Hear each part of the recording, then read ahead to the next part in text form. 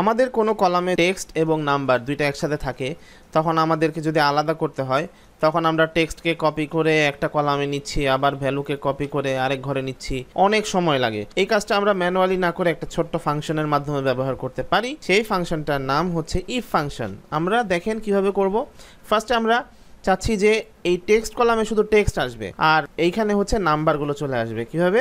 আমরা এখানে equal to দিচ্ছি, ইকুয়াল টু দিয়ে ইফ ফাংশন ব্যবহার করব।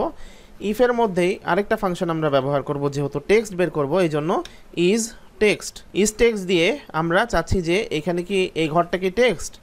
যদি টেক্সট হয় তাহলে রেজাল্ট আসবে এই ঘরে যেই ভ্যালুটা থাকবে সেটাই, আর যদি টেক্সট না পায় তাহলে সেটা হবে হচ্ছে ডাবল ইনভার্টেড কমা মানে ব্ল্যাঙ্ক।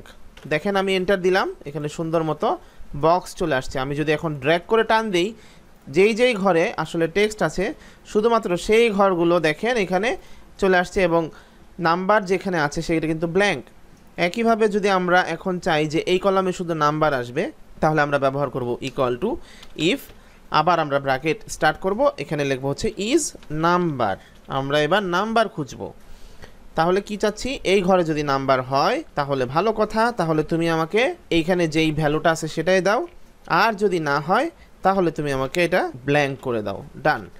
দেখেন এই ঘরটাতে বক্স আছে দেখে এখানে ব্ল্যাঙ্ক চলে আসছে। এখন যদি আমি এখানে ডাবল ক্লিক করি, আমার কাজ কিন্তু ডান। যেই রোতে স্পেসিফিকভাবে নাম্বার আছে দেখেন সেগুলোকে সে টান দিয়ে নিয়ে আসছে। ভিডিও ভালো লাগলে অবশ্যই সাবস্ক্রাইব করবেন, এবং আপনার বন্ধু বান্ধবরা যাতে এই ভিডিও দেখে উপকৃত হতে পারে ভিডিওটা শেয়ার করবেন।